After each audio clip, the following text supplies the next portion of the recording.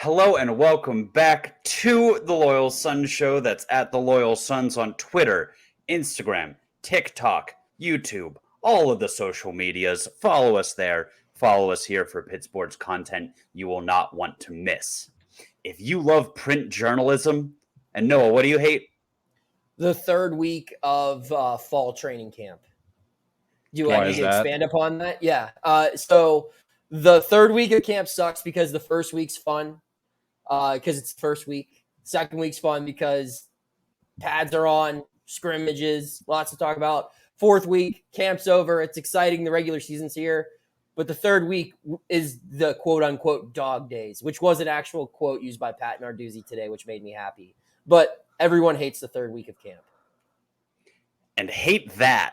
Yeah. This is the place for you. The Loyal Sun Show, a safe, sunshiny place for your Pitt Athletics fix, brought to you by Section 5. I am David, joined today by my co-hosts Squid and Dylan, and as you have already heard, the Pittsburgh Post-Gazette's very own Noah Hiles, who is here today to co-host with us as we bring you the, drumroll please, Pittsburgh Panthers 2023 season preview. We're here, boys. How we feeling? We getting all our jimmies in a knot? I don't know what that means, but I'm excited. You don't want those in a knot. No, you do not. Yeah. Noah, you look scared. How you feeling? Welcome to the program. You know, I was feeling great till I thought about someone's jimmies getting in a knot over a preseason podcast. But no, I'm doing great.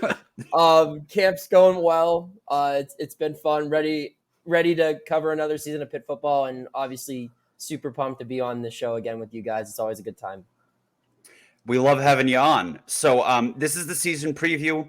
We do not have much of an agenda. All I know is that we will talk, and then after about an hour passes, we will all be on the same boat that Pitt is winning 10 games. What happens between now and then is up to God. Sound fair? Yeah. Yeah, about 2 weeks ago, we got Chris Peak up from like 7 or 8 wins up to 10, maybe 11, 12. So we'll get you hyped up.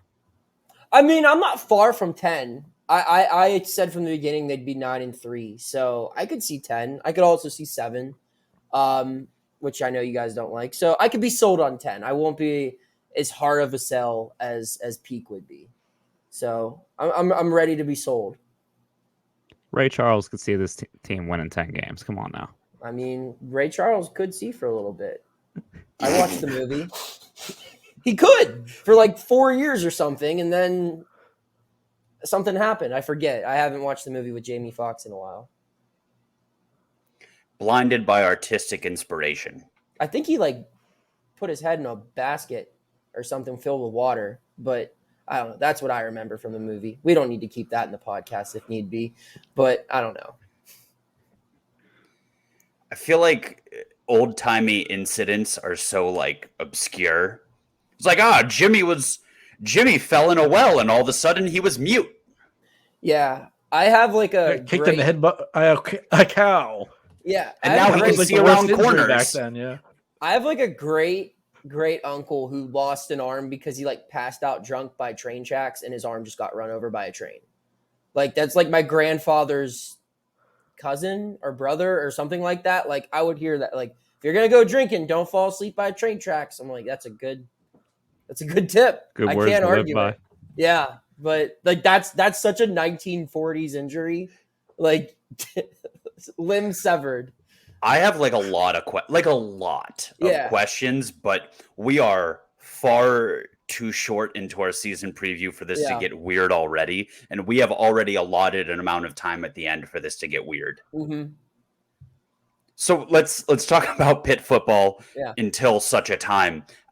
You have more of an ear to the ground on Pitt athletics than us. Tell us all of the things from training camp that we should know going into the season. All right, we'll start with the offense. They're going to throw the ball more. They are. we heard it in the spring. I was kind of skeptical. I'm like, it's easy to say you're more confident in your passing attack in spring football when it's not really real. Your roster's not even officially set yet.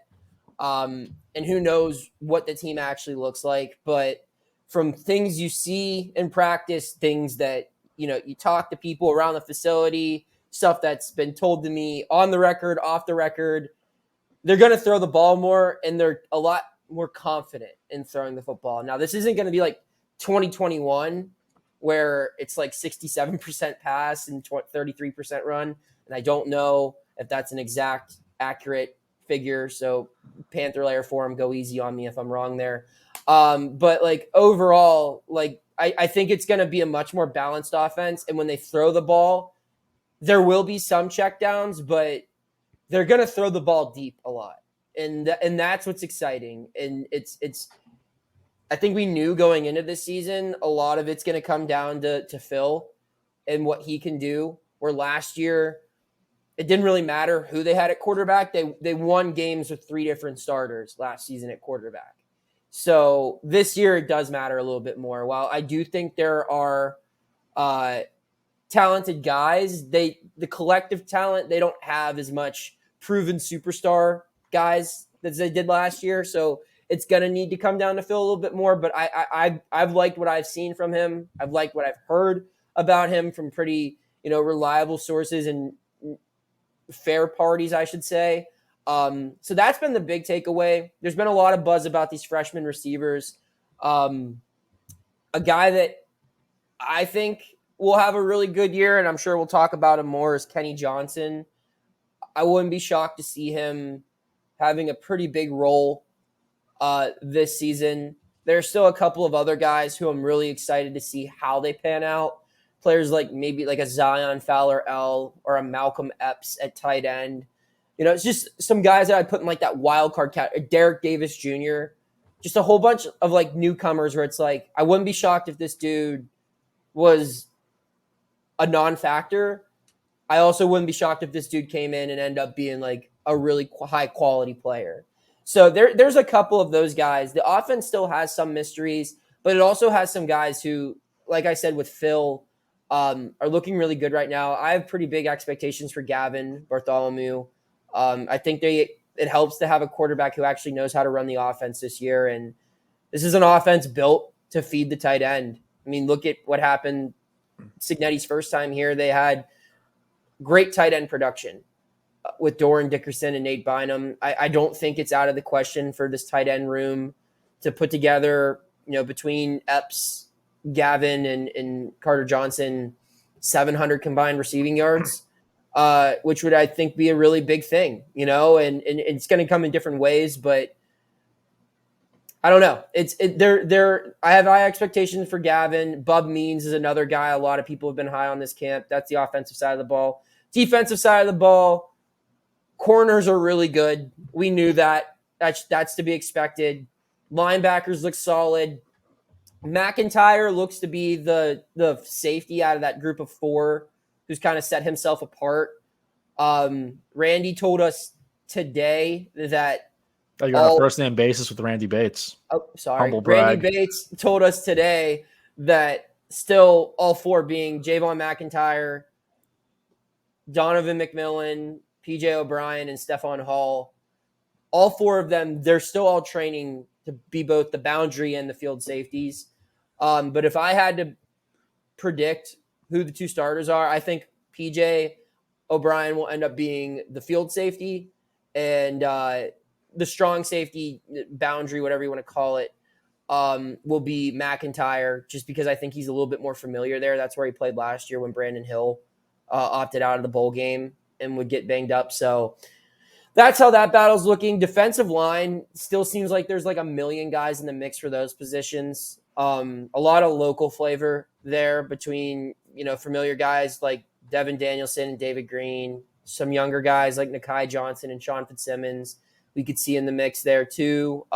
Nate Temple and DeAndre Jules are 2 older guys who we haven't seen a ton of on the field, but we might see them a lot this year, which could be kind of interesting. Dayon Hayes too. Kind of forgot about him. I think he'll have a big year, but I mean, I just named like 7, 8 guys. That's going to be just a deep. I don't know if there's going to be a superstar. I don't think there's going to be a Cansey type player on the line this year, but it's going to be a very productive committee at pretty much each of those 4 spots up front. And I don't know, by the end of the year, we might see a superstar, but that's probably the only position where, like, if you ask about other groups, they can give you definitive names of guys who are standing out. But that one, they're still just being like, there's so many good people. We don't even know who to single out. So I think that covers it all. The punting battle looks to be Junko's spot right now. Ben Sauls is the kicker. Byron's going to be the snapper. Kick return could be actually interesting. I wrote about this in our specialist preview at post-gazette.com. Check it out. And I don't know if this has actually like been talked about. I don't know if this is like a scoop or not, but they're not going to just have running backs returning kicks this year. Apparently, Andre Powell told me that they're going to quote unquote switch it up and get creative and surprise us. So I said, well, what does that mean? He goes, well, if you look at it, when we've had productive kick returners in the past, it's always been someone who's fast.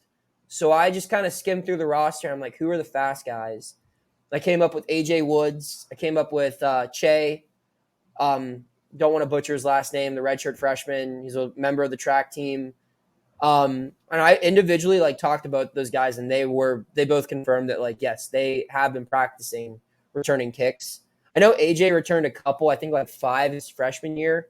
But I mean, those are just 2 things that I think it's interesting to me. Especially a guy like Che, who I don't know how much he'll actually be playing as receiver, but to get like fresh legs on a guy where, as opposed to last year, Izzy would be returning a kick in the 4th quarter after having 25 touches already.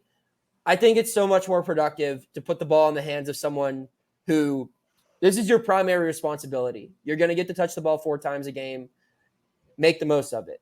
And I think that's an interesting thing to keep an eye on. So I don't know. I think I covered a lot there. I feel bad that I'm talking ad nauseum on Actually, your show.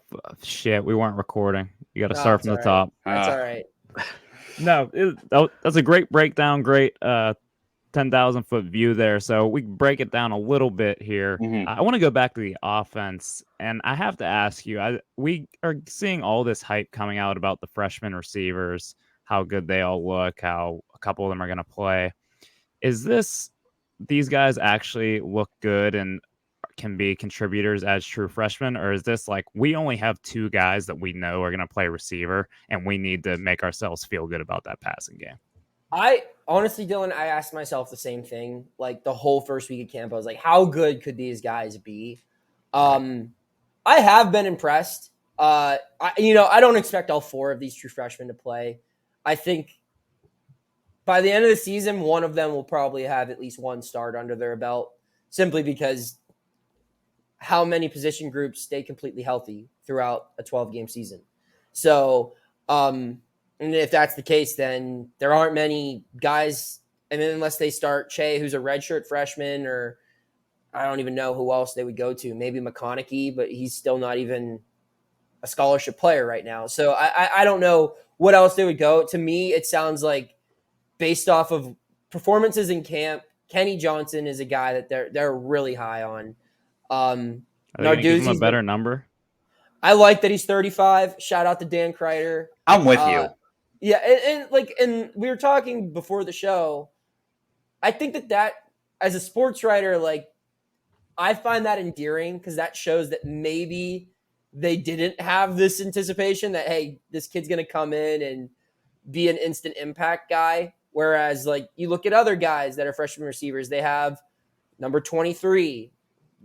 We've seen a Pitt receiver do pretty well in that number before.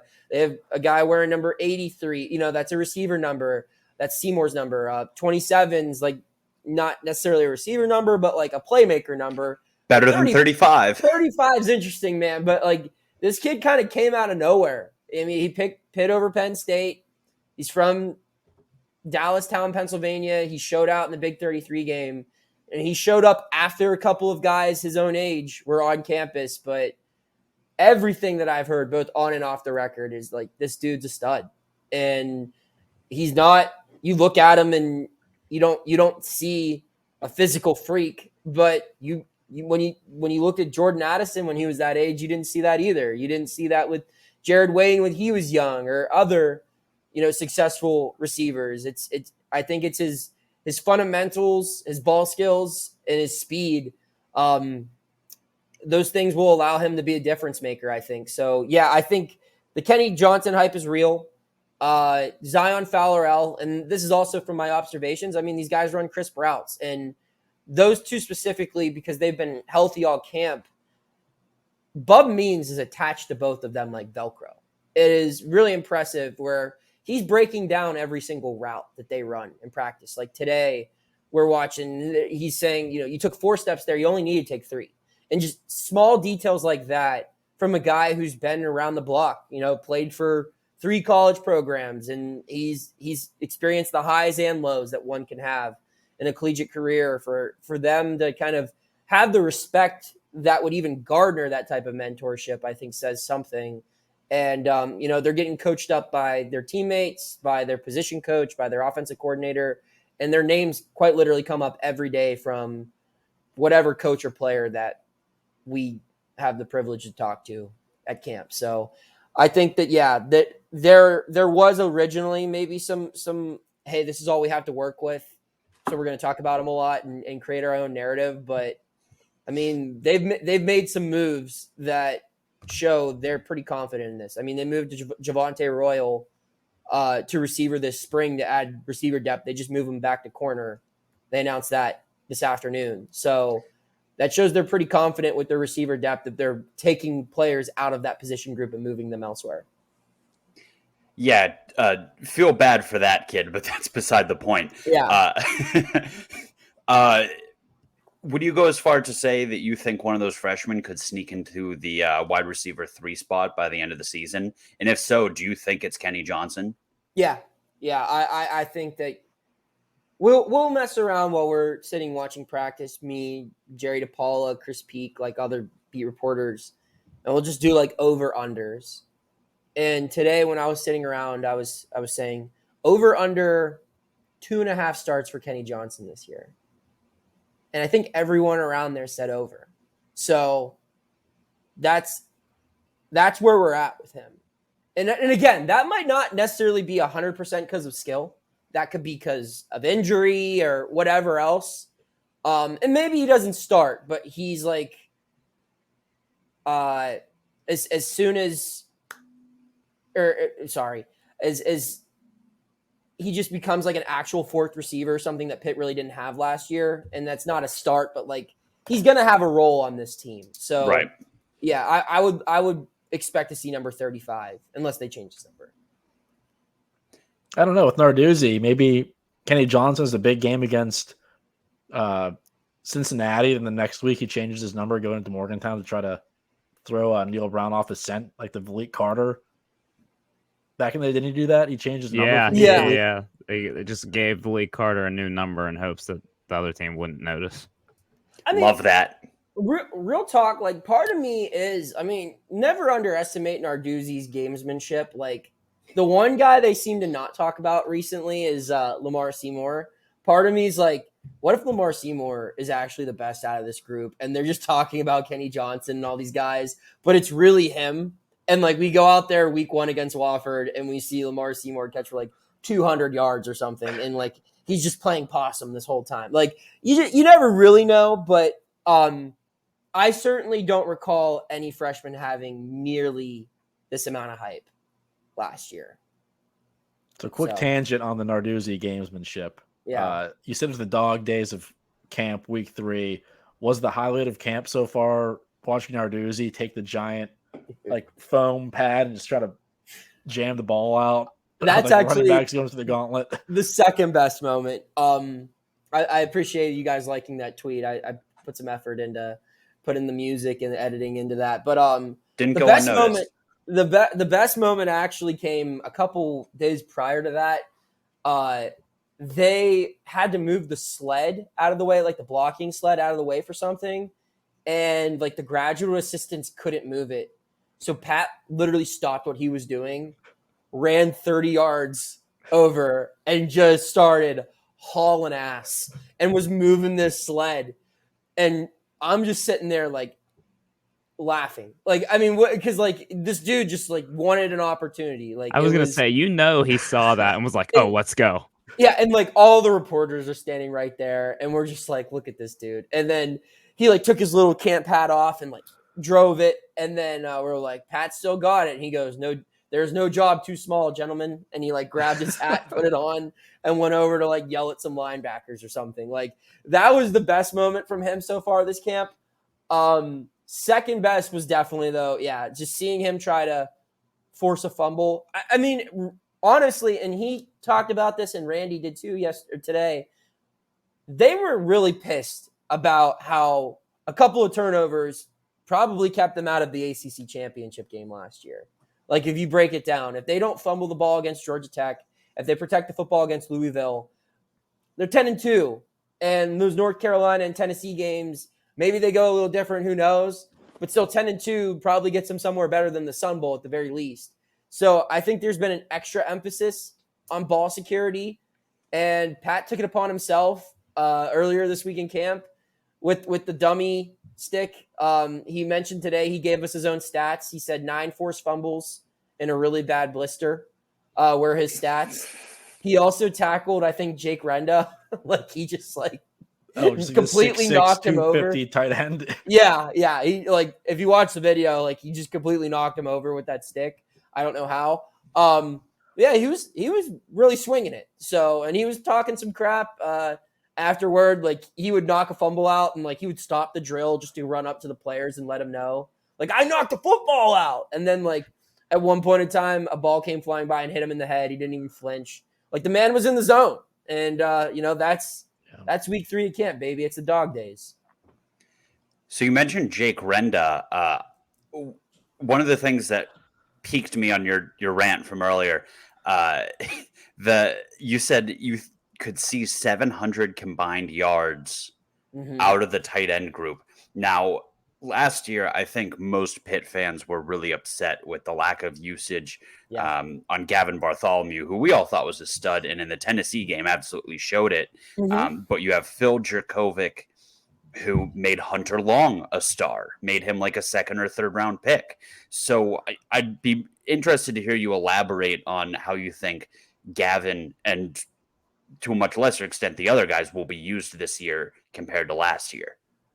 I mean, Gavin, let's be real, like as much as I talk about Kenny Johnson and everything, I mean, this receiver room, there's a lot of physical potential, but it's all pretty unproven, right? I mean, Bub had a good year at Louisiana Tech, but would anyone say that Bub Means had an amazing year at Pitt last year? No, Bub Means wouldn't even say that. And this whole new image that he has, I mean, he changed his number and his hairstyle and all of that. And he said that's a way to kind of erase last season. So there, with him being unproven and Konate Mumfield still having a lot to prove, and every guy behind those two, I think they have like 14 career catches behind Mumfield and Means in that receiver room right now. So with that being unproven, I mean, Gavin makes the most sense to be a legitimate option here. And if they're not going to throw the ball downfield, it seems like there's going to be a lot of go routes with these receivers. That's going to work a couple times, and then they're going to start playing them deep, and that's just going to open things up for Gavin Bartholomew. And jump over everybody who's deep. Yes, you could do that. I don't know. I look at Gavin and just what I've seen from him this camp, what I see from him skill set wise, it reminds me a lot of Doran Dickerson. And I think he could have kind of a similar year to what Doran ended his career at Pitt with. I don't know if their athleticism is exactly the same, but I think similar skill set. So yeah. And I'm sure, Frank's never said this out loud, but I'm sure that that's kind of the idea is you have a tight end like Carter Johnson, who can be your Nate Bynum and be more of the blocker, the physical guy, and still can make catches and be productive. And then you have your playmaker tight end who I mean, how many playmaker tight ends are there in college football? I mean, Georgia certainly has one. Syracuse has one, but it's more of a spread out game where it benefits you more if you're a shifty receiver. But Pitt can be kind of an anomaly there with Gavin. And I also think that the guy I know a lot of people are talking about with Epps, he's a guy, I don't know if he's going to have more than 20 catches this year. I think 15 actually might be more of his range. But he's someone I wouldn't be shocked if 5 of those 15 catches are touchdowns. And just looking at his physical build, when's the last time Pitt's had a 6'6" pass catcher that's built like him? I mean, Lucas Kroll, yes, but if you look at how those two look in pads, they're completely different players. Where Lucas Kroll looks like a traditional bulky tight end, this dude's built like Jimmy Graham. And I think there's going to be certain times, and I haven't seen this, but it certainly would make sense, where I can't remember a time in the last decade or so where Pitt's had a guy where it's like a jump ball type player, where they just put him out. They say, okay, they're running man coverage. You're going to go out that way because their corner on that end of the field is 5'9". You're 6'6". You have the best catch radius on the team. We're going to throw a ball up and we want you to go get it. And that might just be a very niche role that he has. But I wouldn't be shocked if Epps is used that way. So they have 3 tight ends that can be used 3 different ways. And altogether, like I said, 700 yards of production and maybe like 10 touchdowns combined. I wouldn't be shocked if that's what we got from the tight end room this year. So about 20 minutes ago, I was worried about the playmakers on offense, and now I'm worried about how Frank Signetti is going to feed all these mouths on the football team. I don't know about all that. So we're off to a good start. Yeah, well, that 15 catches for 5 touchdowns would be a little bit off his pace. Last year at USC had 3 catches, 2 of those went for touchdowns. Right, and like that's the thing. Like I don't think he's a blocker. That's kind of been his track record, which, and his size on paper is very deceiving. Like you see, what was he listed? 6'6", 250, 255? 244, 6'6", 244. Yeah, something like that. You see that and you think of like someone who's like a Lucas Kroll, right? But like when you look at him, he does not. He's very slim. He has long limbs, and it's a different type of player that like I said, you really haven't seen Pitt have that guy where it's like there is a clear size advantage. There's a clear catch radius advantage where this guy can go up to places that defensive backs cannot reach and grab a football. And red zone receiving was a huge problem for this team last year. Part of it, I think, was not throwing it to the right people. But you're going to see a lot of different stuff in that compartment too. You're going to see the running backs, I think, catching a lot more passes, and then tight ends a lot more involved. And tight ends, not just tight end.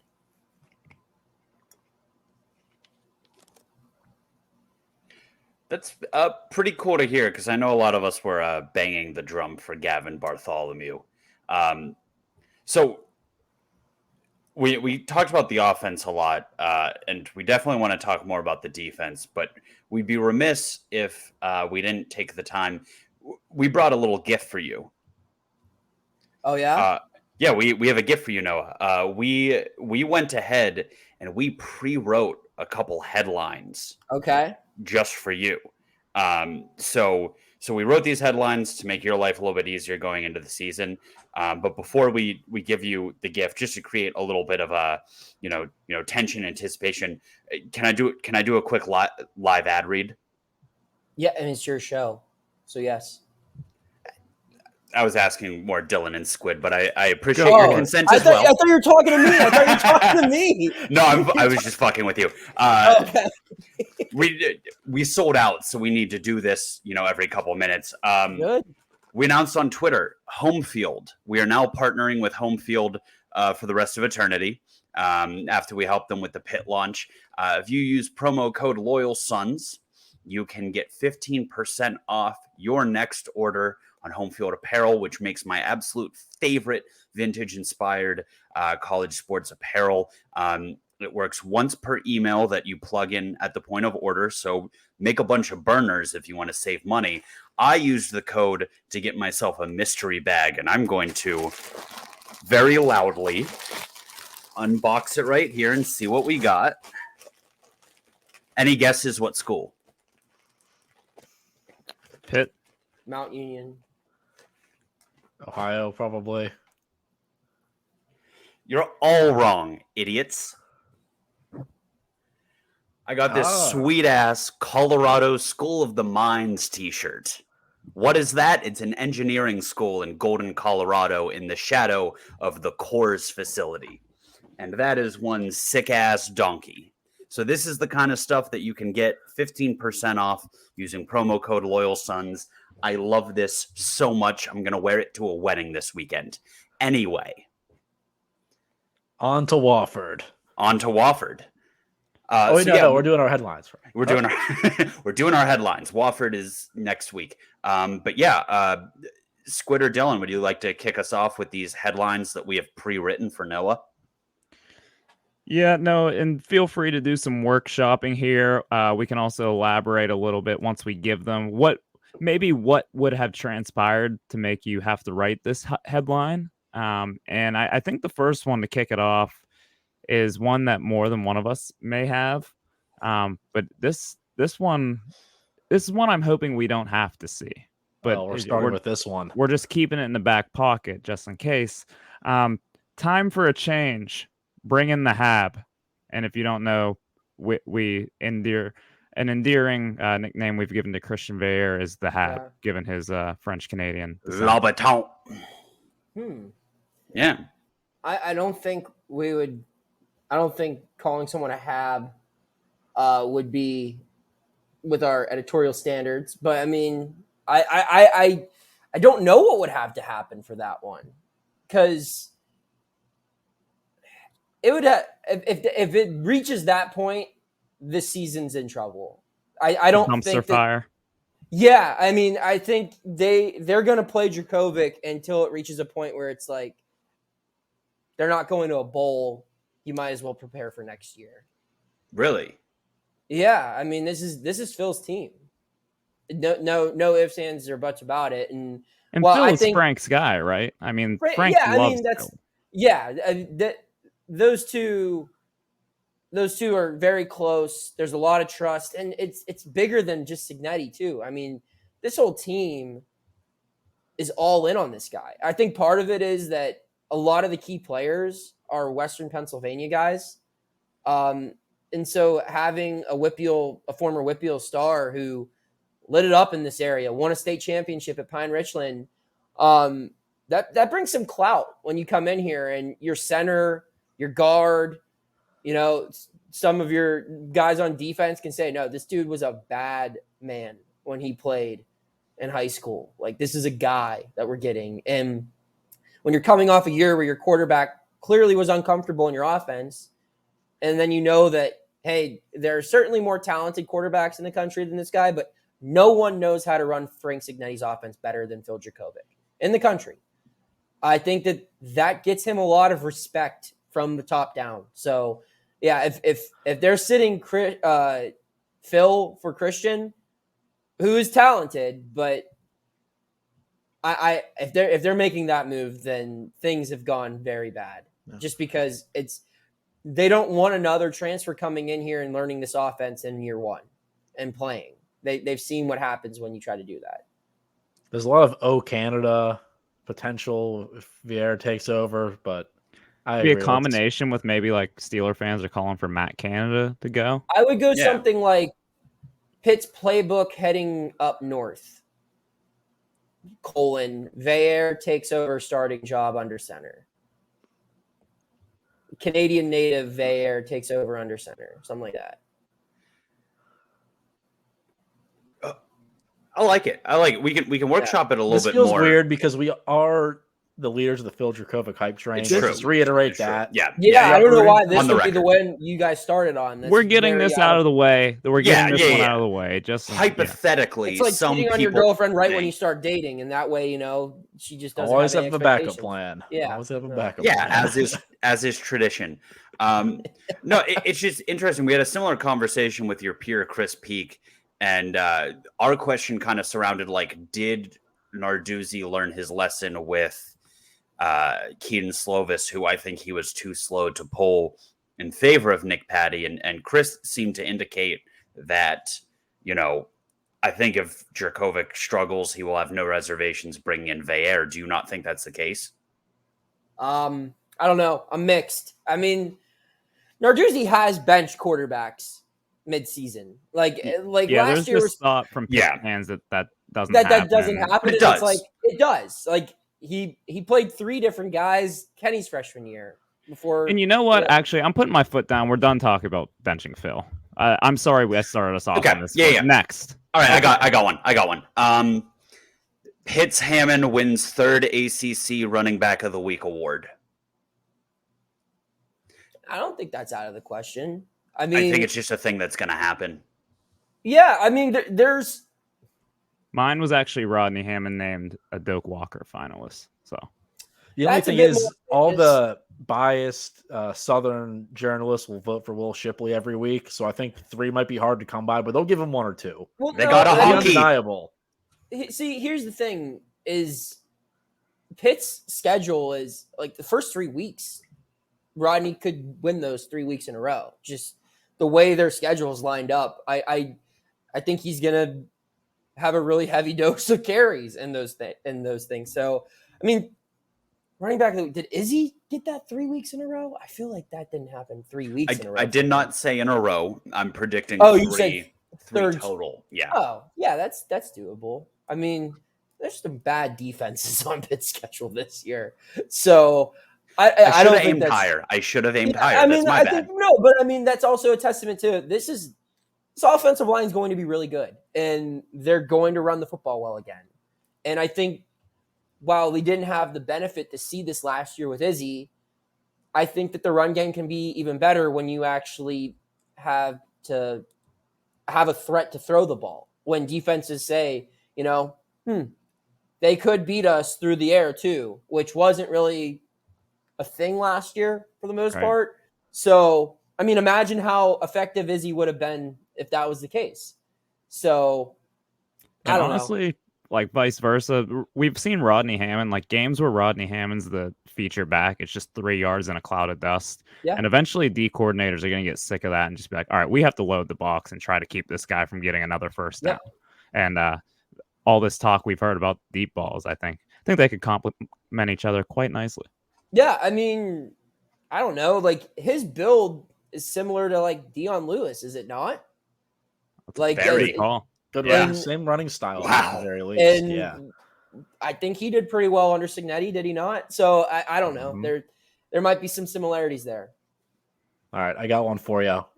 I have a subject, the first line, and a picture. So, headline: the Backyard Bullies after Pitt clobbers West Virginia. Line right below it: blowout loss forces Neil Brown and family to move schools because he got bullied. Get it? Oh, okay. I had to skip I down. was thinking Backyard Bullies. Phil reverted back to his Pine Richland days and got a Pitt flag and stuck it right in the middle of the 50-yard line in Morgantown, like he We could did reuse it. after beating North Allegheny his senior year at Pine Richland. I thought that would be the photo to go along with the Backyard Bullies. Well, this one is actually Dayon Hayes and Bengali Kamara, like double team pile driving whichever sorry quarterback West Virginia trots out there for the backyard brawl. So it's just quarterback getting slammed. I think Neil it's Brown called gets, a Garrett Green or whatever that is. yeah, I don't know. They like the other guy too, but they both stink. But yeah, Suck. Neil Brown will get axed right after that, and I don't know. I don't know if they're going to Right. fire him right after week 3, losing to a team. could that's get ugly. I mean, maybe. I don't know. Like I'll say mean, this: if they lose like, to Duquesne, he has to be on the hot seat, right? If our Dukes go down there, hey, you make a great point. If he loses to Duquesne, I'll put it on record. If he loses to Penn State, Duquesne, and Pitt, he might not have a job. So I don't know. Pennsylvania parlay. Yes, Roll really, Dukes. for real. They're pulling them up, Dukes. That's what it is. But I don't see that happening. I will say that I feel like West Virginia had a distinct advantage in last year's backyard brawl that it was in week 1, where when you're the less talented team in a matchup, coming in to a rivalry game in an atmosphere like that, in week 1 where both teams are rusty, that benefits you. You want the sloppier game if you're the underdog. But in a situation like this where Pitt's already going to have 2 games under its belt, including one matchup against a Big 12 team, I don't know. I don't think it's going to go well for West Virginia personally. I'm on your team, Squid. Hey, throw the record books out the window. Those 2 teams, they don't like each other. Anything can happen in the backyard brawl. Squid, I'm on your team. I think they're going to fire him in the ceremonial Morgantown fashion where they strap him to a couch soaked in kerosene. Oh, my God. And give him the Joan of Arc treatment. Anyway. Dylan, you have one? Dylan, you are on mute. You're on. Good brain. Here I go. Yeah, so this is one I was workshopping. Narbruzzi, Pitt coach, suspended 1 game for fight with blank, and we have to figure out who that fight was with. Oof. Jerry DePaula. No. I was gonna say, like, Jeff Collins isn't on the schedule, so Jerry asked about one too many injuries. James Franklin will say there's a layover, and both of them, it's like the Jets and the Sharks from West Side Story, and it's at the private jet airport, which apparently there was something like this that kind of happened before ACC Media Day. Franklin wasn't there, but Penn State's players were showing up for their private flight, and Pitt's players showed up for their private flight with Narduzzi. And all that was missing was James Franklin, and there would have been some awkward handshaking going on, which I would have loved to see. But yeah, that would be it. It would be, they would have a similar encounter, and Deion Hayes and PJ O'Brien and Marquez Williams would get in Pat's ear and be like, go beat his ass, Pat. And that's all he would need. It would be fade on sight, and it would be a mass suspension. Both teams would be playing their scout teams the following week. All hell would break loose. But yeah, that would be how that suspension would take place. I'll take it. I think it would be worth it. See Narduzzi put the pause on Franklin. It would be worth it. Would we see it, though? Would we see it? I would love... You know what would be worth it is the quotes from the following press conference. If, like, Franklin's, like, in a neck brace and, like, Pat just has, like, a little bit of a scratch. He'd come out to, like, many men as he's walking to the podium.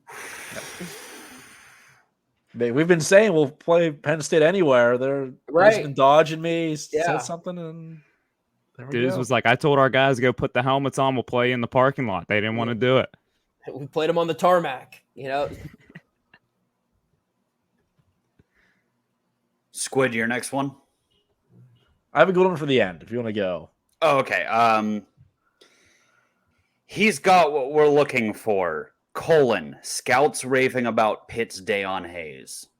What kind of stat line do you think we'd have to see for him to shoot up the draft charts? Probably like 9 sacks. And I think that's doable. I mean, the guy got a third of that in 1 game last year. Now, how many people were actually trying on that team in that game? That's up for debate, but like literally 0. Yeah, that was the least effort I've ever seen. A lower amount of number than his sack total. Probably on Miami's side, I want to stress. The Pitt boys came out firing. Oh yeah, they were trying very hard, and the scoreboard reflected that. No, I mean, yeah, he's got the physical tools. I've kind of always maintained the same stance on Deion Hayes. The physical tools are there. The attitude's there. It's just, I want to see it on Saturday. And I think he would agree that that's a fair take to have. He's been waiting a long time for this opportunity. How many guys do you know with his talent that would sit behind so many talented players ahead of them and watch them go to the NFL? Then the next guy in front of him goes to the NFL or goes somewhere else in the transfer portal, and it's finally his turn. And he doesn't have many years to kind of do a do-over. I think he still has a COVID year, right? Correct. And so technically he could come back for another year. But I mean, let's be real. This guy's been waiting so long for it to be his spot as the premier pass rusher. He doesn't want to have to come back and do it again. This is his opportunity to really become the big time playmaker that this defense needs and up front, someone's going to have a big year on that defensive line. That's just how it works. Is it going to be him? Is it going to be Nate Temple? Is it going to be Nakai Johnson? Is it going to be DeAndre Jules, David Green, Devin Danielson, Sean Fitzsimmons? It could be any one of them. But I think Deion Hayes is the odds-on favorite. So, yeah, I wouldn't be shocked if he had some big-time production. What does shooting up on the draft board mean from a guy who probably isn't on anyone's draft board right now just because he hasn't played a lot? What does that mean? I don't know if he'll ever be a first-round pick, but I think he could go from being someone that not a lot of people knew about to somebody who, if he performs well, he's got the size, and if he puts it on the tape, could maybe be like a day 2 draft pick, which would be, pretty good thing for him. So, yeah, I think it's the stats, but I also think it's what he does on film, even when he's not recording a sack or for a tackle for a loss. It's all those little things that you saw with Kalijah and Twyman and Patrick Jones and all those guys before him. I agree. And he's set some very clear goals this year, and he discussed them with us. 10 sacks, 10 tackles for loss, and he wants to be in the NFL next season. And I think those are all attainable. He has the skills to do those things. It's just and the surrounding cast. Yes. It's just going out and doing it and staying healthy to do it. So, Squid, take us home for the finale. Is this the last? And I have headlines for you guys too. Oh, okay. Well, I'll just rattle this one off. Yeah, Noah, you would never write this, but I think somebody out there would if the scenario plays out like my brain just thought of. The headline is the Pitt wins the ACC ... but who cares? Because in the weeks leading up to the ACC championship game, Clemson, Florida State, and 2 others find their way out of the grant of rights and leave. And Pitt wins the last ever ACC championship as it stands. I mean, I actually think that that's not a terrible headline if that were the exact situation. I mean, that's probably more of a column headline. I'm not a columnist. Maybe Ron Cook or Paul Zeiss would have that as a headline. But yeah, I don't see that happening. I don't think we've ever seen a team announce mid-season that they're leaving the conference. So I feel like that time. But Florida State's going to do it. Just make them. They're going to do it. Yeah. You're all jealous, and they're going to do it. I actually spoke with EJ Manuel today. I wanted to bring that up to him, but he was being really nice, so I didn't. Well, I think this could be a great movie. Like, it's like midway through the first or second quarter, Pitt's playing in a tight game against Clemson or Florida State in the ACC championship game, and then someone's in Narduzzi's ear like, just got word that all these teams are leaving. We got left out. So at halftime, he gives a big like rising speech like, they think they're better than us. We're the best team in this conference, and they're afraid. Like, let's just go out there and blow the doors off of them, and they do. And then Narduzzi's holding up the trophy like, yeah, run away. This is ours. I was taking a step further. I think then the SEC calls when you go to the SEC. Pat gets a message in the headset 2 minutes left in the second quarter saying that the move's official and the game will not be finished. So he calls a timeout in a tie 14-14 game in the ACC championship and says, boys, this is the last 2 minutes in the history of ACC football. Yeah. And Nick Patty runs out of the tunnel with his 1 year of eligibility remaining. Yes. It leads them down the field to defeat Florida State in the end of the first half, which is also the final half of ACC football, because Florida State refuses to play the second half because it won't, stoop down to the lows of playing ACC football for a second more. Nick Patty scores out of the wild, Pat, like he did 2 times down in Tallahassee. Yes, and he controversially breaks the collarbone of a defender as he crosses the pylon, and it comes full circle. Yes. I have a great plot twist, too. So Narduzzi gets the call that Clemson, Florida State, we have all the rights to this movie, and by the way. someone else, they're getting in, and Narduzzi's like, you can't do that. That's unfair to our boys. And the SEC commissioner says, all right, fine. If you guys win, you can have Florida State's spot. But if you lose, you can never coach football again. And Narduzzi says, I'll take that. And they just went on a 2-point conversion or And they Nick lose Patty by 10. pylon. No. No, never. Narduzzi would go in at fullback for the last play. Narduzzi Kurt Reynolds-esque. Yes. That's what I was about to say. He has just one bar on his helmet. Just All right. yeah.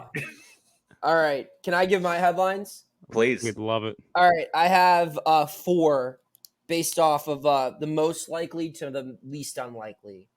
The first one is the most likely. It is Pirates top prospect in shambles after Livy Dunn seen on date with Loyal Sons co-host Squid. So most likely was first, right? Yes, most likely was first. Just checking. I already have that one in drafts. Just getting read over by my editorial staff there too. This is going to be a Brady. graphic, by the way. Yeah. Squid, you get to edit a picture of you arm in arm with Livy Dunn for The this. couple name would be what it's worth. Squiddy. I think It's a that little would be weird if I perfect. do it myself. I'm just Nope. going to go to Bradenton and just coincidentally be there to throw some like The Squiz Sparks to God the is what rumors. they're calling him. Would be my lead. I would have done the Paul Skeens. Did Squid from the Loyal Sons riz up Livy Dune? Comment below. How many championships do you think Squid will lead the Pirates to? I don't know. Livy Dunn spotted in the gold lot. If If you're listening to this, Livy, Gold Lot, Wofford, we got some icy lights for you. Squid says sup. Headline 2. Kenny Johnson shines in first start, catches 2 touchdowns in Pitt victory over Virginia Tech. I think that's probably the realistic timetable where they'll probably give a month if he is to beat someone out for the starting spot. They'll probably give a month before he really works his way in because he's still learning the playbook. But I wouldn't be shocked to see Kenny Johnson starting by October. So that's my second hottest headline. Third hottest headline, MJ Devonshire named finalist for the Paul Horning Award, which goes to the most versatile player in college football. He was on the award watch list for the preseason. I think someone who probably will end the year first team All-ACC as a returner and a cornerback would be in the mix, especially if his team does well for that hardware. And my fourth one, and this one would be a cool one to write, I'm not going to lie. Quote marks, payback, Djokovic leads Pitt to road win over unbeaten Notre Dame. Now we're talking. That would be the Now we're sauciest talking. headline possible. So those were my 4 that I had in mind when we were talking future headlines. I didn't know we were going to lead this off with your guys' favorite quarterback getting benched. Didn't know that was the angle we were going with here, but we got to where we needed Far to be. in the rearview mirror at this Yeah, point. I know. That is I don't even actually remember more it. unlike, like full disclosure, that is more unlikely than the me and Livy Dunn thing. I mean, Phil yeah, getting like benched. we Yeah. started with Phil getting benched and we ended with Squid dating Livy Dunn, Narduzzi playing linebacker in the ACC championship, Nick Patty breaking someone's collarbone, and Kenny Johnson catching 2 touchdowns against Virginia Tech. So that's how Some of these are bound to hit. yeah. We're just putting a chip on every number on roulette. But that Notre Dame one, that would probably be the sweetest. Yeah, I would have to say so. I think that of all the things we've said, that's the one I want the most. And I really, really want Squid to date Livy Dunn. I Imagine really want to watch Sam Hartman lose to Pitt again. Yeah. Sorry, Imagine- Livy. Yeah. I gotta go to. I'm your boy, but I'm a loyal son. I gotta head to South Bend. The team needs me. He's walking in, Squid. Like they knew what carry you him off signed the up field like for. Rudy. Yeah, they carry him off the field like Rudy, and he's the second ever person carried off the field in Notre Dame. I'm a better athlete than Rudy ever was. Yeah, that's no lies detected there, but. So that was fun. I think it's time to start looking at the record. So we're getting to the 10 wins part. We know the offense is going to be insane. We talked about the depth of the defense. We talked about Squid's Riz. Tell me a game on the schedule that Pitt should win that you're afraid of, and a game that Pitt should lose that they are going to do Pitt things and win. This is ironic because I think I picked them to finish 13th in the ACC, but that Virginia Tech game worries me if I'm Pitt, simply because look at the two opponents before it. You are in Morgantown, and then you turn things around, and you have Drake May waiting for you at Acrisure the following weekend. I mean, that's a tough stretch. After, Cincinnati, I don't think is going to be great. And West Virginia is not going to be that good of a football team, I don't think. But, that's a rivalry game. That means something. And then you follow that up by starting your conference play against Drake May. And let's just go down the line. Let's assume that Pitt does not disappoint in ththose first 3 games of 3-0, and then they beat a ranked North Carolina team at home in week 4 to start off ACC play. They're 4-0. They're going to be a top 20 team in the country at that point. And we've seen this movie before. They're going to go in to enter, Blacksburg, Virginia. It's probably going to be 51 degrees. It's going to be raining. It's going to be dark. It's going to be horrible conditions. There's going to be some bad calls, and they'll probably lose on a dropped extra point or something. And I'm sorry for, not saying trigger warning before listing out all of those specific horrible memories that Pitt fans have that you can point to numerous bad losses for. But we'll edit it in. Yeah, that's where I look at it, where it's the rest of these games, Louisville's at home. I also think that the fact that they lost to Louisville last year, they're going to be pissed for that game. Yeah, I don't really see another game on their schedule. Maybe Duke at the end of the year, but the rest of these games, there's something to play for. At Wake Forest, maybe, but at Notre Dame, they're going to be pumped for that. Florida State, that's the best team they're going to play this season. Syracuse, they always play well against Syracuse, and they're playing at Yankee Stadium. They have a huge advantage in that game because Syracuse does not want to be there, period. They just played a bowl game there, and they're losing a home game to play outdoors against a team that runs the ball and is more physical than any other team in the ACC. So they're not happy to be there. Pitt's thrilled to be there. I like Pitt's chances there. Boston College is self-explanatory. Phil's going to really be fired up for that one. Duke, maybe just because it's the end of a gauntlet, and they might have too much rest toward that end of the season. But I look at I'm looking for that trap game, and Virginia Tech sticking out to me. I'll go with Cincinnati. I don't know if we're all answering, but I'm going to say Cincinnati is one of the top couple, I think, because I don't think they'll be very good. I don't think anybody's picking them to be good. I think everyone's picking them to be one of the worst Big 12 teams, which is saying a lot because there's a couple of teams that are pretty down there. This lost their coach. It's at home, but it's an early in the year game right before the backyard brawl. So I worry that this is a game that could happen. Pitt loses. People start saying, is Cincinnati actually kind of good? And they finish the year 6th and 6th. And they're like, no, that was just a really bad loss. Brother, you think Pat Narduzzi is going to let his team lose in the first CW broadcast in ACC history? Get real. Well, if the trophy's on the line, that's his old stomping grounds in Ohio. True. He probably has some grudge against somebody. There will be some sort of narrative there, yeah. I guess Florida State wants to miss out on all that CW money. Couldn't be me. Couldn't be me. Idiots. Dylan, what if you? Wofford. One game at a time. Not getting ahead of myself. Take care of business week 1. All right, dick. Okay. Good answer. Good answer. Sorry. Not a very fun answer when we're playing the schedule game, but nonetheless. Yeah. I think if this Pitt team is going to be the best version of this Pitt team that we visualize, what their first 4 games is going to look like is beat Wofford because it's like a bad FCS team.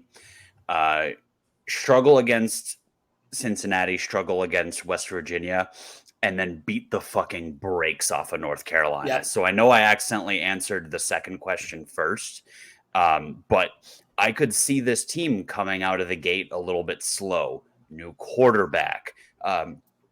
Apparently the secondary had a little bit of struggles in the scrimmage. Might need some time to get accustomed to each other. A lot of new guys getting significant time on the defensive line. I could see them stumbling a little bit out the gate, maybe, but definitely not, but maybe dropping one of those first 3 games and then just like, oh, this is how the football does, and just absolutely steamrolling Drake May and UNC. So my answer to questions 1 and 2 are contained there, and I could see them dropping. Please be Cincinnati if it has to be one of Cincinnati and West Virginia, but then I could really see them just dog shitting on North Carolina. I have no idea why I feel confident about facing North Carolina. I'm never confident about facing North Carolina, but it's one of those things. Like, remember when Pitt played Central Florida the first time? They just got boat raced. The second game, they figured it out and they survived. Maybe Pitt has the blueprint. Well, they do have the blueprint. It's run the ball, score on the North Carolina shitty defense, and make enough plays against Drake May. So they know what to do. This is the second year. I don't know if North Carolina is going to be as tough. No, they that's lost the a thing. few guys I'm not around Drake May. Yeah. So I think it's a game they can steal. I'm not high on North Carolina. We've seen this before. This has Sam Howell 2021 vibes written all over it. Granted, I think May is significantly better than Sam Howell. But his weapons are gone. His offensive line's gone. And the defense still sucks. And the best receiver that they brought in from the portal, I'm pretty sure was just ruled ineligible by the NCAA. Mm-hmm. So I love the NCAA. What are they going to do? I don't know. Like, that game wasn't that out of hand for Pitt. Like, all they had to do was move the sticks in the fourth quarter, and they couldn't. They gave Drake May all of this short field opportunity. Like, what do you think's going to happen when you do that for a first-round draft pick quarterback? So, I don't know. Like, I think that a lot of those guys have a chip on their shoulder with how that ended. I don't think that offensive line's good. I think their receivers, they don't have a Josh Downs on that team, where I think what stood out to me from that game last year was those receivers were covered. Drake May was under pressure, but they still made those plays. They don't have the guys to make that happen this year. They still have Drake May, but they don't have the guys that can make the coverage or the catch when MJ Devonshire's blanketing them. They don't have that this year, and they don't have the offensive line that can even come close to, and granted, you could argue that Pitt doesn't have the same defensive line that it had last year, and you'd be right to make that argument, but I still think Pitt has a significant advantage defensively compared to what North Carolina's offensive front possesses, and I can't tell you the last time I've been really impressed by a North Carolina defense. A Mac Brown defense, for that matter. So, yeah, that's where I'm at with the Tar Heels.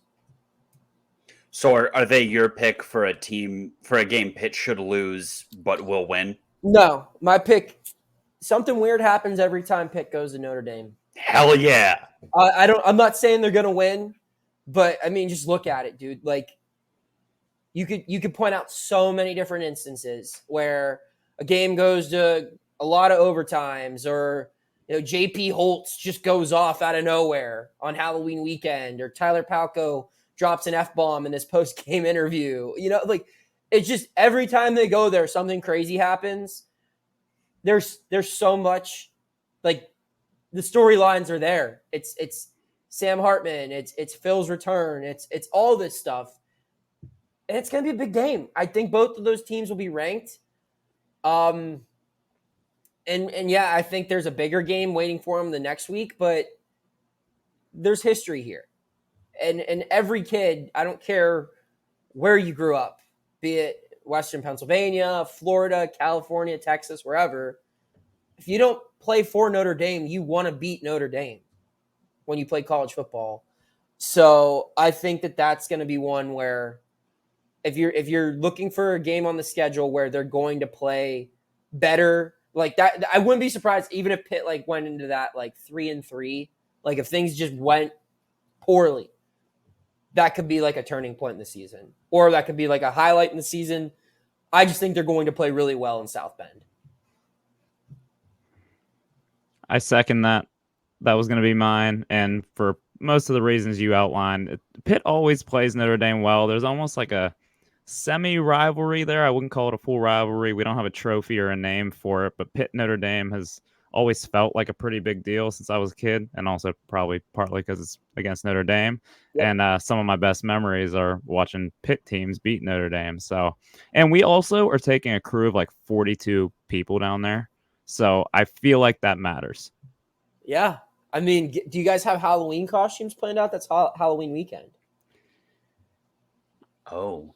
I've been Kenny Pickett for Halloween for the past like 3 years, so, and every other Pitt game. But we'll keep in the, keep that in mind. Yeah. Thought about dressing up as a priest, just in the press box. I'm sure that'd go over really well with some of the older journalists at Notre Dame. That'd really go well with the Post-Gazette. They'd be like, "What the hell are you doing?" What do you mean? I'm just in the Halloween Film the spirit. vibes, baby.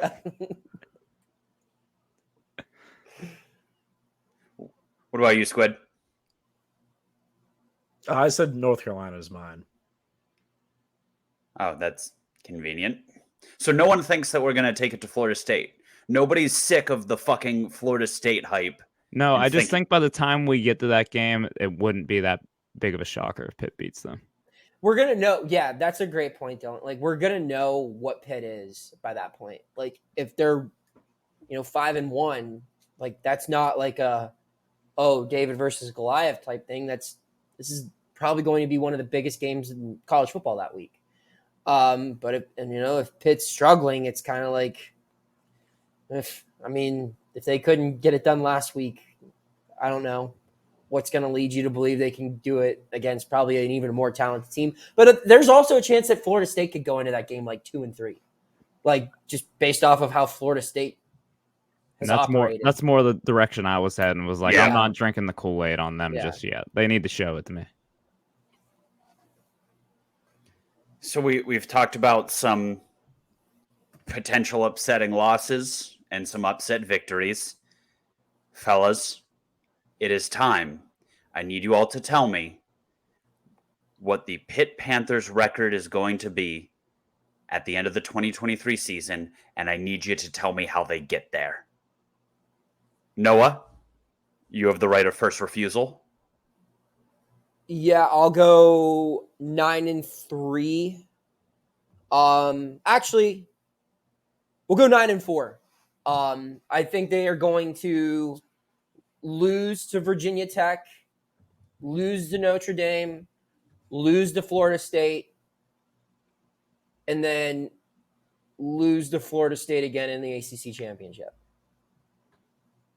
So 9-4, and then they go to a bowl game and they'll win that. So 10-4 overall. So I don't know how you guys feel about that, because I just said they're going to lose to Florida State twice, but they got to the ACC championship and they win 10 games. So like your brains are broken right now. But I think we need a minute to process. Yeah, that's uncharted territory. I got them to 10 wins though. That's what you wanted. I was about to start like haggling for a 10th win, and I got you a 10th win, a bowl game. Yeah, we'll say the bowl game's like the Gator Bowl. Yeah, I think being realistic with myself as a Pitt fan, like I can never bitch about a 10-win season, but there would be something pretty empty in me if I watched this lose to Florida State twice. Well, I think the more empty thing would be, actually, if they lose to Florida State twice and looking at Florida, like, I'll even sweeten the pot. Florida State beats Pitt again in the ACC championship, but gets into the college football playoff. So Pitt goes to the Orange Bowl and wins the Orange Bowl. I'll take it. Yep. Deal. 10-win season, Orange Bowl. All right. There you go. Squid?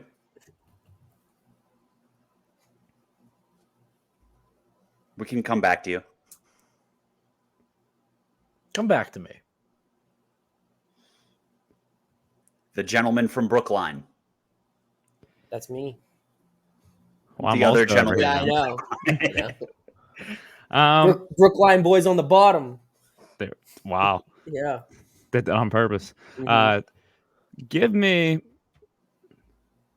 So, I've gone through the schedule plenty of times now, as you may imagine. I know it like the back of my hand. And no, I'm not going to lie. 9 wins seems mighty appetizing. I could see 8. I could see it, but I'm not going to pick it on the season preview. Pick it. There you go. Give me 10-2 in the regular season. Somehow get left out of the ACC championship. Clemson goes probably 11-1. Florida State lost to them, lose the tiebreaker. So we get left out 10-2 and lose in a bowl game 10-3. That's where I'm going right now. We're getting to the double-digit wins, but it will be a little bit painful knowing that Pitt wins 10 games in the regular season and still doesn't find their way to the ACC title game, because in years past in the Coastal, I mean, that all but guarantees you a spot in the championship game. Now with the no divisions or single division, however you want to refer to it, just doesn't get the job done this year. Okay. I'll go. Okay. Pitt starts off hot. We beat the Wofford Terriers. Cincinnati, formidable opponent, but they fall short. We raise the trophy. March into the Morgantown, blow their Mountaineer heads off. UNC, revenge on Drake May. Dayon told us he's a guy that made him look bad, and they took that personally. Virginia Tech, they suck. Louisville, not buying the Jeff Brom hype. See you later. Wake Forest, Dave Clawson, apparently a great coach, but they lose by 35 to Pat Narduzzi. Weird how the inferior coach Pat Narduzzi pulls that off. Notre Dame, Pitt loses in overtime. It's heartbreaking, but it happens. 7-1. Florida State, it's another overtime loss, boys. Oh my Back-to-back overtime losses. I'm dead at this point. I'm dead because I have 2 stories that aren't going to get in the paper now because they've gone past deadline time. Like this, have them lose in regulation for me, Squid, please. No, Ben Sauls makes field goals to force overtime in both of those, but God damn it. yeah, 2-point conversions converted. He gets to them. In Syracuse, close game, but Pitt wins. Boston College, victory. Phil Dracovic, victory lap around the field with Frank Signetti, arm in arm. They cry walking off the field together, and they beat Duke. So they lose to the 2 good teams they play? Yeah. In a little heartbreaking Penn State-esque of them. Well, are we going to face the third best? Where are you and Livy Dunn going to watch the bowl game, Squid? What bowl game? Oh, it'll be the Orange Bowl. Okay. Wait, does 10-2 get them to the ACC championship in your hypothetical? They would have to. They only have 1 conference loss. Yes, because Cade Klubnik is not the truth. He's a mere mortal, and they finished below Pitt.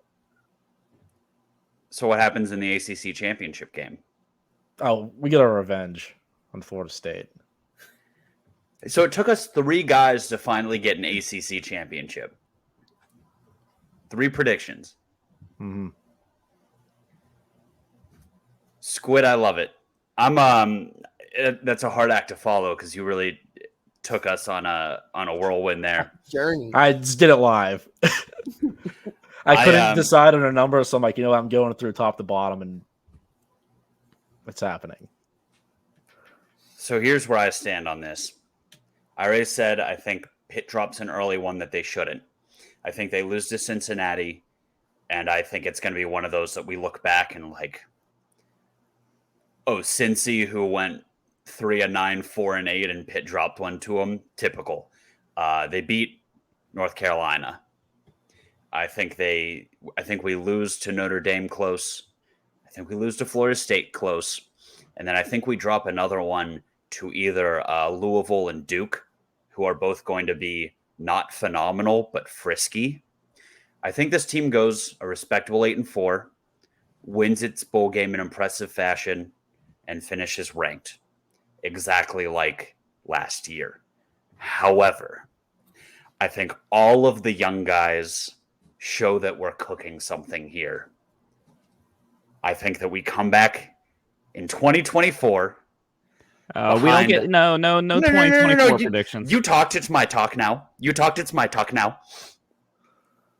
They come back guns blazing behind Labaton, the Hab, and I think this Pitt team performs admirably and sets the table for a 2024 12-team playoff run. I think this year we are setting the table. I like your prediction, David. I'm going to be real. I don't think this team probably will win the Orange Bowl. I just wanted to get you guys buzzing. So, you know, We'll cut that part out. I was talked into. I felt the need to get them to 10 wins somehow. Yeah. So you guys got me there. But yeah, I think 8-9. I think this is a team that's probably less talented than last year's group, position by position, but is going to play to its potential a lot better than last year. So what that looks like could be 8-4. It could be 10-2, somewhere in the mix there, I think. I may or may not have had Pitt penciled in for a third loss against like a middle, lower tiered team, but this didn't feel right. Didn't feel right. You were rolling. The gut. Yeah, you were rolling, Squid. I know. I had a good thing going. I'm like, I'm not going to say yeah, and then we lose to Syracuse. No. I'm not losing to Syracuse. Well, there it is, right? There it is. ACC champs. Squid's prediction was the best. I like yours. My only real prediction is we're going to drink a whole lot of Icy Light mangoes and Gold Lot this year. I think that's you can write that one down. No, you can put that in print. All right. We won't let you down. Hitting file right now. Final Thoughts is brought to you again by Gurrera Law. The life of a Panther fan is full of highs and lows. Regular, everyday life can be the same too. Maybe you were cruising down Bigelow Boulevard having the time of your life, riding shotgun with your new girlfriend, Livy Dunn, Squid. But then maybe you got into an accident, and maybe your insurance company isn't treating you fairly, or maybe other firms won't take your case seriously. If you find yourself in a situation where you need help, call Guido at Gurrera Law. He will help you turn your losses into an ACC championship win. That's GurreraLaw.com, GurreraLaw.com, 412-229-7757. Call Guido today. He is licensed in Pennsylvania and Ohio, located in Pittsburgh. He is a loyal son of Pittsburgh. So, final thoughts. Noah, can I ask you a question? Yes. Can Paul Skeens call those guys after he loses his girl to Squid? After he has a broken heart? No. Yeah, after Squid rizzes up, the Drip King Squid rizzes up Livy Dunn. What? And Paul Skeens to worry about getting for broken heart damage. The Pirates need Paul Skeens. Focus on baseball. Don't worry about women until you're like helping out. In the you're league. Doing a favor for the city. Yeah. All right. Sorry, I don't think that's how personal. I don't think that's how personal injury attorneys work. But I am not a lawyer, so honestly, Noah, you should call Guido and ask. And ask. Yeah, okay. It's yeah. Advertisement. So Noah, you're the first person we've ever invited into our domicile that is Final Thoughts. So please, the floor is yours. Yes. So my final thoughts, they tie into probably the biggest news story of the week in the world of sports. I'm sure we've all seen the movie The Blind Side. I think we all. I don't know, at least I think for myself, at least, I remember watching it as a middle schooler and noticing some sketchy flaws. You know, it seemed a little bit too good to be true, certain things. I think we're kind of finding out, although all the facts are not out, and I'd encourage everyone to let the facts come out before making a complete judgment, but it's looking as though maybe that wasn't as good of a feel-good story as we were led to believe it was. But as the true capital J journalist that I am, I did a little bit more digging, and I not only found a way where this family was potentially hurting Michael Orr, but also hurting the Pitt football program. Buckle in. So there were 4 members of this family, the Tui family, I believe they're called. Mm-hmm. You have Sean, you have Sandra Bullock, you have Sandra Bullock's daughter, and you have Emily SJ. from Paris. Emily in Paris. Emily from Paris. Yeah, Emily in Paris. And SJ. Disregard the other 3. We're focusing in on SJ here. SJ now, what does he do, you might ask? What? After playing college basketball in Maryland, SJ, for some reason... Like Maryland? No, it was like Loyola. Still D1. SJ, for some reason, despite his family being a big-time booster for Ole Miss, despite his alma mater being another Division I program, SJ now runs the NIL collective at the University of Central Florida. Why are you bringing up at Central Florida, Noah? The thousands, if not millions, of Loyal Sons listeners might be asking out loud. Well, I will tell you, listeners, because it is this man's money that helped take away a 4-star from Pat Narduzzi's program. No. I want to be clear by saying this is too hot of a take for the Post-Gazette to publish, probably because it's not exactly backed by facts. Yet. However, Rick Farmer gave Pitt fans a Christmas present to remember this past December when out of nowhere, despite not taking an official visit, despite probably not knowing where Pittsburgh was, this man verbally committed to Pittsburgh and ruined every beat writer's Christmas by having to put down their presents and write up a stupid story that no one was going to read because it's Christmas Day. Months later, after many unofficial and official visits to every other school in the country not named Pitt, this kid just committed. He didn't decommit from Pitt, but he also committed to Central Florida. Becoming the second player this summer to decommit from Pitt to go to Central Florida. Did NIL play a part in that? If so, ladies and gentlemen, don't blame SJ. Blame Disney, because they were stuffing his pockets with blindside royalties instead of Michael Orr. Because contracts. And that is all. Those are my final thoughts. Wow. It all makes sense now. Mm-hmm. And this is, again, how ESPN is screwing over the ACC. Wow. Mic drop. Where's the revenue? Florida State was right. I won't go that far, but okay, SJ always did rub me the wrong way. I had a bad feeling about that kid. So it makes a lot of sense that he's a Central Florida fan. They've got a pretty obnoxious fan base. So I can see why he ended up there with no prior ties. He's like, oh, I'm weird and annoying. I might as well root for the Golden Knights. So what I'm gathering is a Southern family fake adopted a high school football prospect.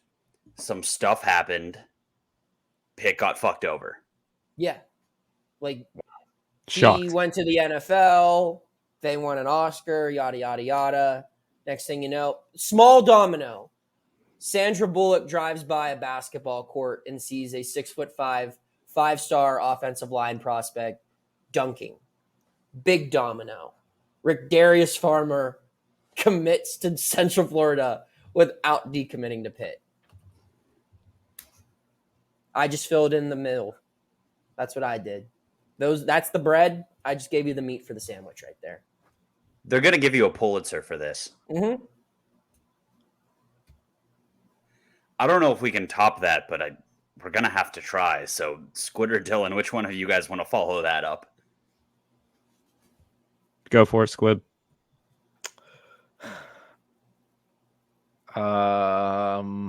He's left speechless. That's called journalism, boys. My final thought is I need to pick what Pitt attire to wear in Vegas this week. Do you have clothes? All I see is a black background. See, yeah. We went over this last week. I'm buying into the bit. I won't buy a new light for my room. Whenever it's late, I'm going to look like an evil villain. But I don't know. We'll pack an obligatory Pickett jersey just to let the people know what's up. Pickett jersey's in the bag for me. Okay. My final thought is honestly, I know college football is almost back because I'm pissed off by the AP poll.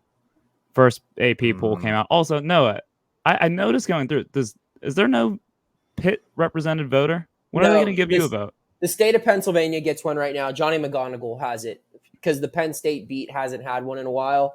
Good. I think he has one now. No. So that's why. Bad. Anyway, I like Johnny McGonigal. He's a good dude. He had a vote. I don't know. I hope to have one soon. But I do not have an AP vote. You only get one per state, I think. So Penn State has it this year. Whatever. So what pissed you off the most, Dylan? There's a couple items. I mean, it's just same old song and dance every year, but just a couple to call out. I mean, Iowa at 25. They scored 30 points once last year, held to 10 points or less 4 times. But now they have J.J. McCarthy, who threw for like 2,000 yards. Cade McNamara. Sorry, I mix up those shitty Big Ten quarterbacks. Now that McNamara is there, now everything's going to change. It's the same old team. Their offense is going to be putrid, but they could probably pull out 8 games with their schedule. Texas A&M went 5-7 last year, but obviously they have all those 5-star players, so they can't be that bad again, right? Yeah, same old song and dance. Other than that, I mean, pollsters did a decent job. Texas at 11. Texas is back. They're back every year. This is more of the same. So to give a little Pitt spin on it, Florida State 8, Notre Dame 13, and UNC at 21. 3 ranked opponents for the Panthers on their schedule. Oh, Notre Dame too. Said that. I said that. No. Oh, nope. You said they don't play Clemson. Your brain's thinking that, yeah. I'm editing that out.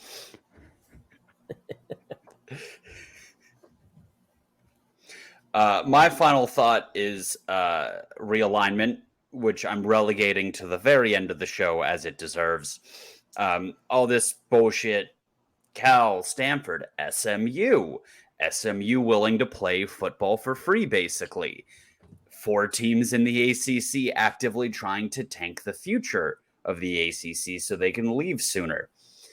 I don't really care about all that, but I want to have some fun with it. If you guys could, like, realistically, of who's remaining left to take, could pick any schools to add to the ACC, I want to know who it would be.